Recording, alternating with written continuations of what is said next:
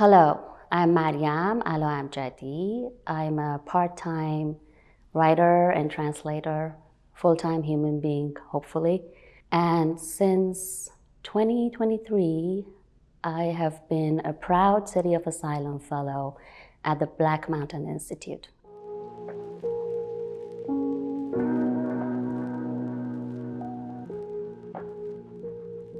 I think I'm very much aware that it's a place that is steep in stereotypes. And because I come from a place that is also steeped in the stereotypes, in the imagination of others, I don't see Vegas in that way. First and foremost, this has been a city of refuge for me. It's a place that embraced me. And so in that sense, I could say it gave me a sense of safety, even that if that safety is transient, it's temporary. And I think that kind of translates both into my well-being as a person, but also into my work as a writer. The event with Maz Jobrani will be centered on the role of humor in navigating Iranian and American cultures, but also empathy. What is the relationship between empathy and humor? What are the ethics and politics of humor, especially in the context of immigrant life and living in America as an Iranian or as an immigrant rather? I think we will also leave some room for surprises because that's what comedy is, that's what humor is. Okay, then we would have to condense that question into, do you have a sense of humor, right? Is that what you're really asking? Do I have a sense of humor?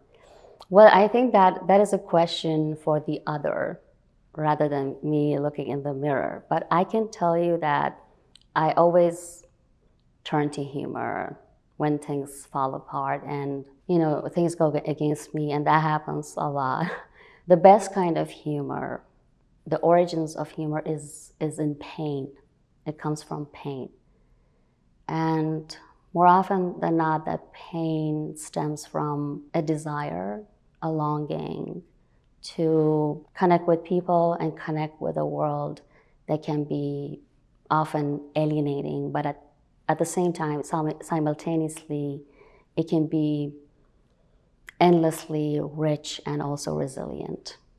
Yeah, I love Seinfeld, but I also want to mention that I love Curb, and I think primarily because of Larry David's writing. My favorites are Kramer and then George. I do see a lot of the awkward moments and the social anxiety that George has, especially his famous phrase, "We live in a society," but he says it in a way that he's protesting. He's stating a fact, but at the same time he's protesting and saying, this is not how society should function, and yet he's also part of the problem. I think the same rules and ethics that apply to writing also apply to translation. So any writer who's serious will tell you that writing is hard work. It's labor. But also, often when I finish something, when I finish a draft, I look at it as a whole, and I am very surprised how all the threads of meaning come together. I think that element of surprise is the mystery. Is it magic? Is it inspiration? Is it the muse? The truth is, you can't have that inspiration without the hard work, without the labor, and it comes as a byproduct. And I think the same thing is true about translation. You do the labor, you need to have in-depth, immersive knowledge of the origin and target language, but also the culture that you're translating from and to.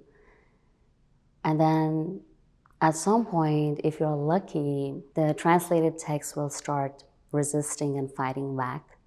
And that's the friction where the work comes alive and it takes shape.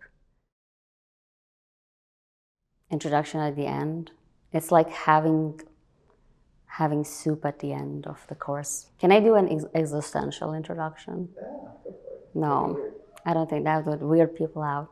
Okay.